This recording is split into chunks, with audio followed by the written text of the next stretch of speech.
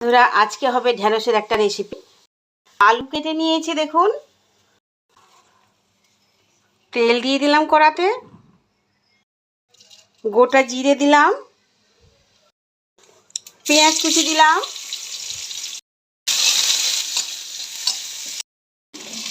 আলু দিয়ে দিলাম। এইবারে একটু ভাজা ভাজা করে নেব। স্বাদ মতো লবণ দিয়ে দিচ্ছি। একটু ভাজা ভাজা হয়ে গেছে, আলু পেঁয়াজ ভাজা হয়ে গেছে। ঢ্যাঁড়সটা দিয়ে দিলাম, নাড়াচাড়া করে এটাও ভেজে নেব। আমি তো আগেই লবণটা দিয়ে দিয়েছিলাম, তাই না? আর লবণ দেওয়ার দরকার নেই। এই সবজিতে আমি কোনো রকম গুঁড়ো লঙ্কা ইউজ করলাম না। এখানে কাঁচা লঙ্কা আমি একটু থেতো করে দিয়ে দিলাম।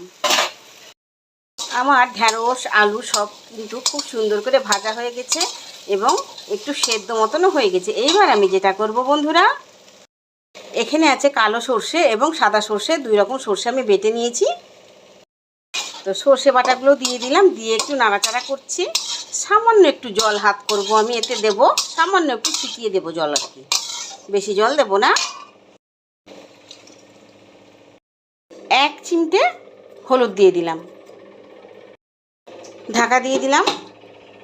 এই রেসিপি আপনাদের ভালো লেগে থাকলে অবশ্যই লাইক কমেন্ট শেয়ার করে দেবেন।